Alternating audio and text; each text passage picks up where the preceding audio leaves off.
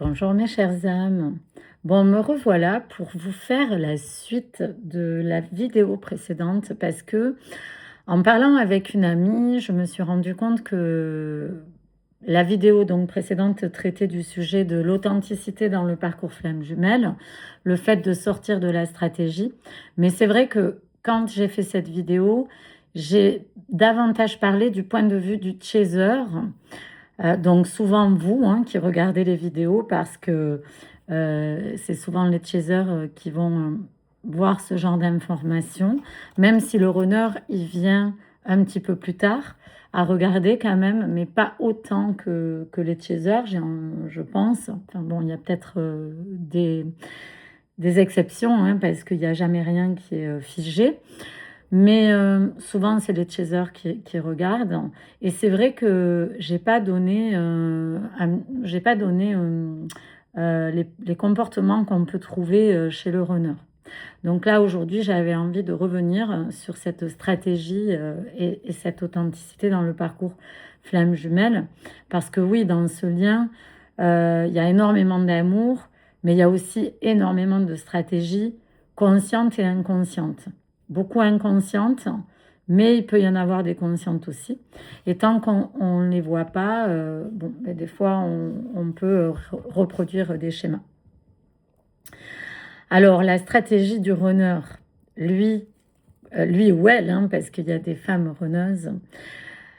Donc, souvent, le ou la runneuse, contrairement à ce qu'on pense, n'est pas indifférent ou indifférente. C'est juste que souvent, il se place dans une stratégie inconsciente pour garder le lien, sans s'y confronter vraiment, sans perdre le contrôle. Et quand ils reviennent, ce n'est jamais frontal. En fait, je ne sais pas si vous avez remarqué, quand ils coupent la communication ou qu'ils sont partis en fuite et qu'il n'y a plus de réponse, ou qu'il y a des silences radio, ou qu'il y a des fuites, ils ne savent pas trop comment revenir. Donc en fait, ils peuvent revenir avec une photo sans explication, ou avec un clip musical, ou avec un souvenir, ou une phrase, ou de l'humour, ou une excuse un peu neutre. Bon, là, quand ils en sont là, souvent, c'est qu'ils tâtent un peu le terrain, ils viennent un petit peu sur la pointe des pieds. Et en fait, ils se disent, est-ce qu'elle va être encore là ou il va être encore là? Est-ce que je peux revenir, me mettre en danger? Parce que pour eux, il ne faut pas oublier que nous sommes des dangers. On peut paraître dangereux, dangereuse pour les runners, runneuses. Et donc, le runner ou la runneuse peuvent être dans des stratégies de contact indirect. Alors, envoyer une musique, un film, un contenu symbolique. Donc, il faut savoir lire entre les lignes parfois, parce que quand on se place du côté rationnel d'une relation, quelqu'un qui vous fuit, quelqu'un qui vous répond pas, c'est qu'il s'en fout, c'est qu'il n'a pas envie d'être avec vous, ou elle n'a pas envie d'être avec vous, et point barre en fait. Sauf que là, c'est un peu plus complexe que ça. Il y a beaucoup de subtilités, beaucoup de paradoxes sur les liens flammes jumelles. Et c'est vrai qu'on est toujours en train de se poser la question, est-ce que je suis sur quelque chose de toxique? Est-ce que voilà, mais bon, souvent, il y a quand même un respect derrière, il y a quand même des comportements incompréhensibles pour le ou la chaser, mais aussi pour le ou la runneuse. Des fois, ils ne comprennent même pas pourquoi ils font ces actions. Et c'est vrai que sur le plan rationnel, on peut avoir des réactions à se dire non mais là ça suffit maintenant, je peux pas accepter ça. Et ce qui est juste, à un moment donné, il faut aussi se positionner et ne pas tout accepter. Mais pendant un long moment du parcours, on est amené à avoir cette sensation d'être coincé dans le lien. Donc, je reviens sur la stratégie du contact indirect du runner. Il envoie des musiques, des films, des extraits de films, des contenus symboliques. Ou alors, il va réagir à une story, les réseaux sociaux aussi. D'ailleurs, j'avais fait une vidéo l'année passée, une interview sur les réseaux sociaux. qui est dans ma playlist sur ma chaîne YouTube, où j'explique qu'on peut être ghosté, ou on peut être bloqué par l'autre. Et puis ça peut être aussi le travail qu'on retrouve dans la réalité du duo, du lien, en fait, des deux âmes qui sont en miroir et qui travaillent sur des blessures, etc. Ça peut aussi se passer à travers les réseaux sociaux quand on n'a pas de communication. Et quand c'est complètement bloqué, c'est que quelque part, on nous pousse à travailler la dimension invisible du lien, puisqu'il y a la dimension visible, terre à terre, et la dimension invisible avec tous les aspects de l'invisible. Donc c'est vrai que les réseaux sociaux, c'est un petit peu comme la société, hein. Les réseaux sociaux, c'est pareil, c'est comme la vie, c'est juste que c'est virtuel. Mais dans les comportements, on peut très bien voir apparaître le comportement du runner ou de la runneuse, ou du chaser ou de la chaser. Il peut y avoir des stratégies chez l'un et chez l'autre à travers les réseaux sociaux. Donc il peut réagir ou elle a une story sans vraiment relancer la discussion, par exemple. Il peut ou elle peut envoyer un message banal pour la logistique, ou pour des infos, ou pour un prétexte quelconque. Ça peut être par le travail aussi, ou par une compétence où il va peut-être, ou elle va peut-être vous demander de l'aide si vous êtes par exemple thérapeute ou guérisseur, guérisseuse, magnétiseur, enfin bref. On peut vous demander un soin, le runner peut vous demander un soin, et vous vous retrouvez toujours à cette place de sauveur, sauveuse, à dire qu'est-ce que je fais, est-ce que je fais un soin ou pas, parce que là on avait coupé la communication, ça va relancer quelque chose, et puis est-ce que ça fait partie de la mission, ou est-ce que c'est vraiment qu'il faut que j'intervienne, parce qu'on sait que chez les flammes jumelles on peut se guérir l'un l'autre à travers des pratiques. Donc c'est vrai que c'est un petit peu compliqué de discerner si on répond, si on répond pas. Et donc, cette vidéo que j'avais fait l'autre jour, la semaine dernière, que j'ai postée la semaine dernière, c'était pour essayer de vous faire comprendre que c'était intéressant de se mettre en danger et de communiquer avec l'autre, même si vous avez peur de le perdre. Parce que peur de le perdre, c'est aussi vous perdre vous, en fait, quelque part. Quand vous avez peur de perdre l'autre, du coup, vous mettez en place des actions où vous vous perdez vous. Il n'y a pas d'authenticité. Donc, en fait, là, je parle souvent du chaser. Hein. Je vous en parlerai tout à l'heure. Là, j'étais sur le runner, la runneuse. Je me suis un peu évadée. Mais voilà, il peut y avoir des demandes d'aide, de soins, etc. Il va revenir là où il se sent légitime et pas là où il se sent vulnérable. C'est une stratégie d'évitement émotionnel. Comme ils font souvent comme si de rien n'était passé. Des fois, il s'est passé un an où il n'y a pas eu de communication. Puis tout à coup, il peut ou elle peut revenir comme si de rien n'était, par quelque chose de complètement irrationnel. Comme si rien ne s'était passé. Il va aussi ne jamais parler du lien, ou elle ne va jamais parler du lien, ou alors en surface. Il va ou elle va rester en surface. Alors que le chaser ou la chaser va aller de suite dans la profondeur, ce qui peut faire peur au runner d'ailleurs, ou à la runneuse. Alors, les stratégies de contrôle, en fait, c'est disparaître dès que il ou elle sentent que c'est intense. Revenir quand ils sentent que l'autre s'éloigne.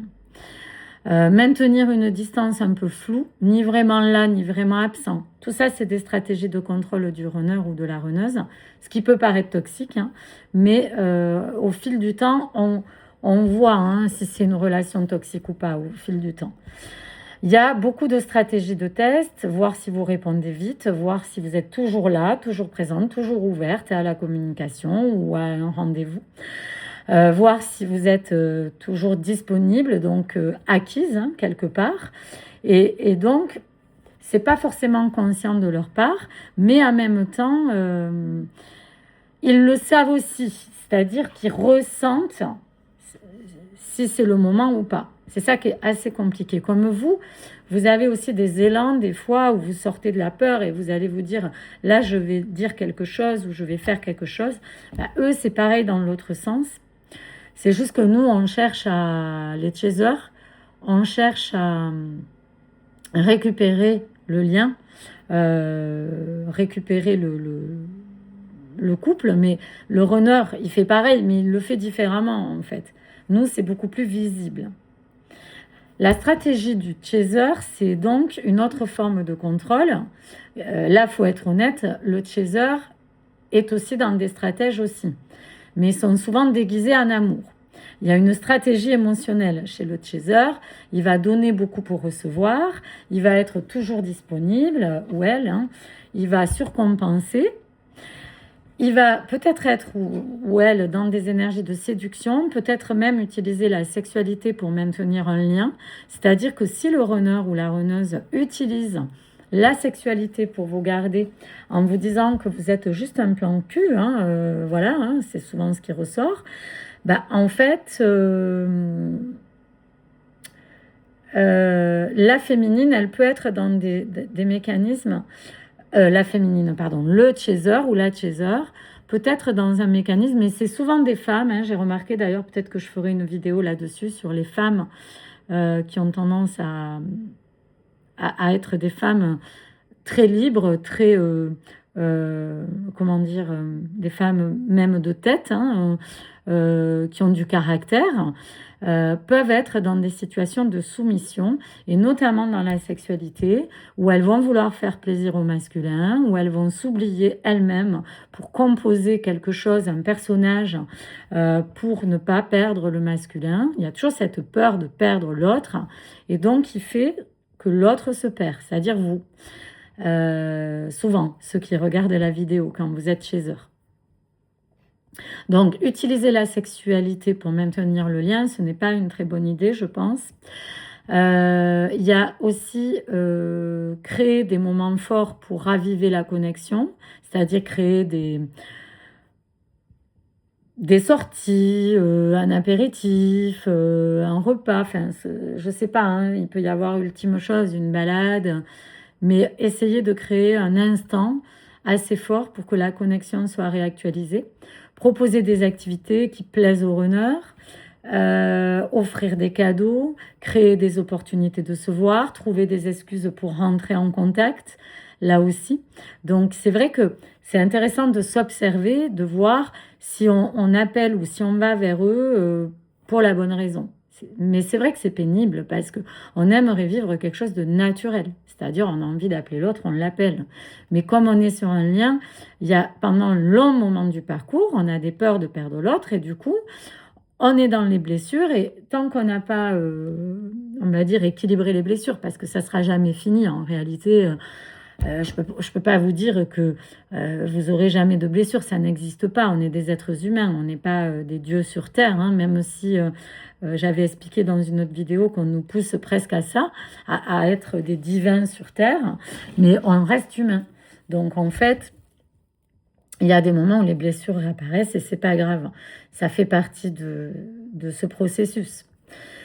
Donc, là, il y a aussi des stratégies énergétiques et spirituelles chez le chaser ou la chaser, c'est-à-dire la personne va faire des soins pour aider énergétiquement à ce que l'autre revienne, ou faire des rituels pour accélérer le lien, ou envoyer de l'énergie, des prières dans l'espoir d'un retour.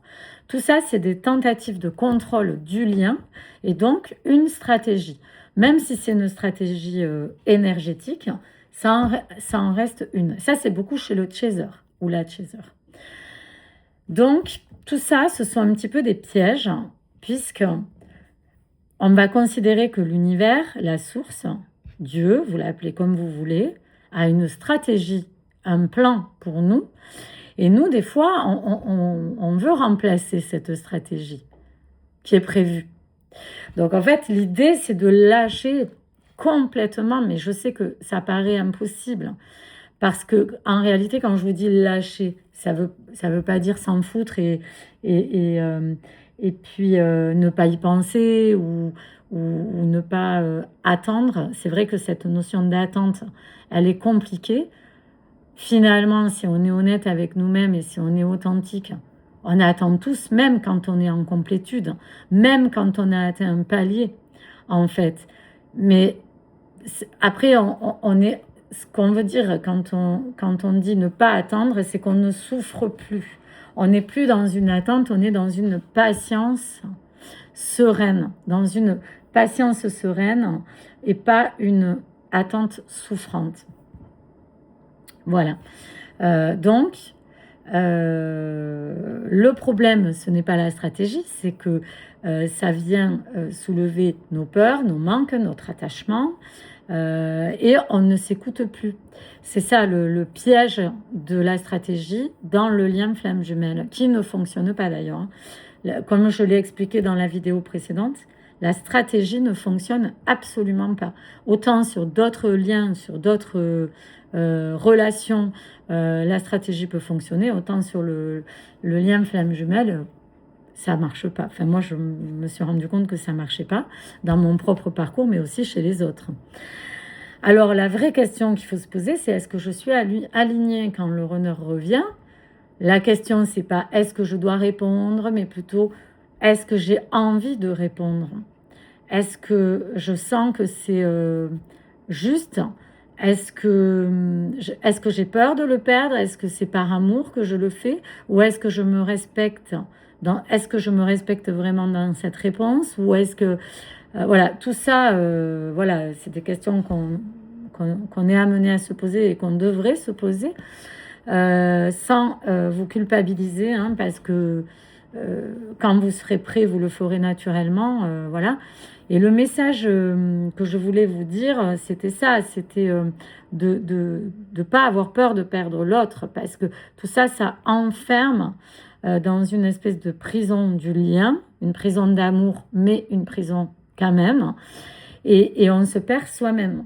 Et donc on s'oublie, on se trahit soi-même et on se désaligne. Donc l'idée, c'est vraiment tout le temps de revenir à soi. Quand on est seul et qu'on n'est pas en silence, qu'on n'est pas en communication avec l'autre, c'est plus facile de se recentrer.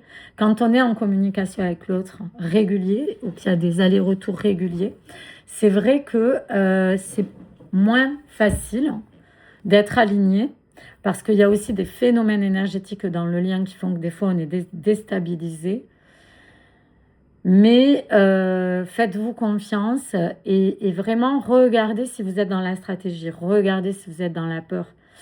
Voilà. Mais la stratégie du runner, c'est bien évidemment la fuite. Ça, c'est sa plus grosse stratégie d'évitement. Et quand il veut revenir, c'est toujours par des moyens pas très authentiques quelque part. Parce qu'il évite la confrontation, il évite le conflit, il évite de vous perdre. Et donc, c'est pour ça que c'est pas rationnel. Et ce qui est très rigolo, c'est que chez le runner, moi, j'ai remarqué que ce sont des personnalités très cash, très authentiques, justement. En apparence, c'est des personnes qui sont assez froides, des fois, qui peuvent être distantes ou en tout cas qui ne montrent pas leur émotionnel, qui cachent un petit peu, qui peuvent être aussi mystérieuses. Et du coup, il y a ce côté, des fois borderline, des fois HPI aussi, chez les runners. Bon, il peut y avoir ce côté de ne pas se montrer tel qu'on est, alors que c'est souvent des personnes qui disent, quand ils disent les choses, c'est assez cash, c'est tranchant, c'est assez radical, alors que nous, on va passer par des discours qui vont durer des heures. D'ailleurs, on le voit sur les écrits, hein. Je poste de temps en temps des petites communications sur mon compte Instagram, des exemples de communication, de textos que j'ai pu voir. J'aime beaucoup faire ça, analyser les textos, parce que ça révèle beaucoup de choses. Le runner, en 3 phrases, il va vous donner une clé. Nous, on va mettre 3 chapitres, en fait. Mais bon, ça me fait rire, mais c'est vrai que c'est un peu ça. Après, on se rééquilibre et plus tard, on est moins à se noyer dans des discours, quoique. Et eux, ils sont beaucoup plus... plus tard, ils ouvrent leur cœur et donc, ils écrivent un peu plus. à la fin, on va dire à la fin du parcours, enfin une fois, quand on dit la fin du parcours, une fois qu'ils ont compris qu'ils étaient dans ce lien et qu'ils commencent à se rééquilibrer, ils sont un peu plus dans dans des discours, dans des textos un peu plus longs. Mais souvent, c'est ça, c'est eux, ils arrivent et bim, ils vont dire ce que vous avez mis 2 heures à dire, en fait. Donc, ils ont un côté cash et authentique. Et l'autre chaser, et la chaser aussi, elle est cash. Elle veut l'amour. C'est pas le problème que ce sont des personnes qui sont fausses. Mais le parcours flamme jumelle, il demande à enlever tous nos masques qu'on ne voit pas chez nous. Et eux, ils sont là pour ça, pour nous montrer les masques qu'on ne voit pas chez nous. Avant que eux enlèvent les leurs. Ça passe toujours par nous en premier quelque part. Même si aujourd'hui, avec des connexions récentes, on peut voir différentes...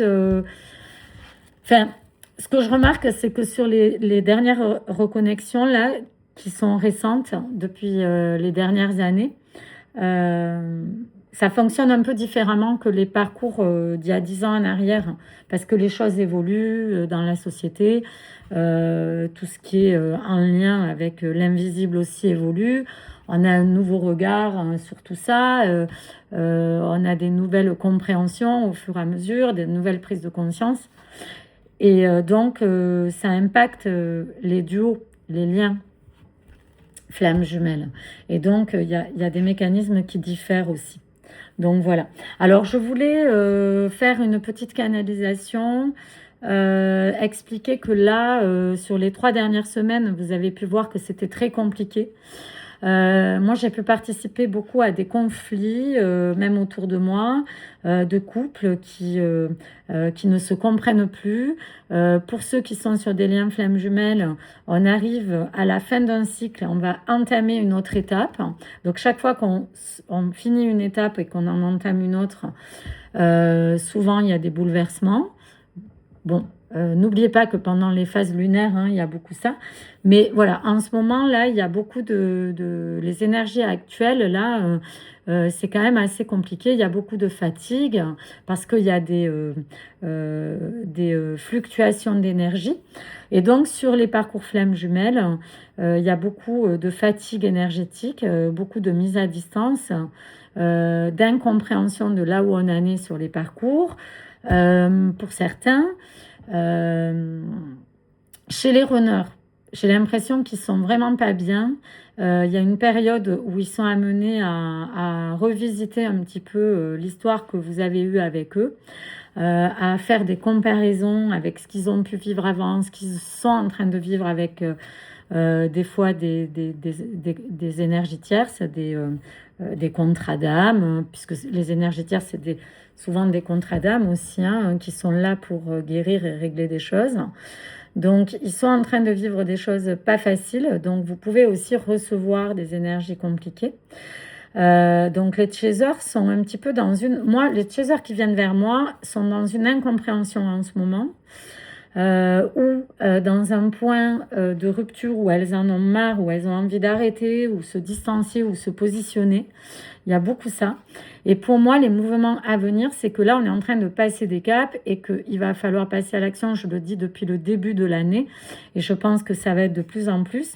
Ça s'explique aussi par ce qui se passe dans le monde. En ce moment, on le voit. Bon, on n'a pas vraiment les bonnes infos souvent, mais il y a quand même des choses qui ne vont pas dans d'autres pays. N'oubliez pas qu'on est quand même étroitement liés les uns aux autres. Et donc, sur le parcours flamme jumelle, on ressent tout en démesuré. Donc, quand il se passe des choses dans les pays étrangers qui ne sont pas claires, qui sont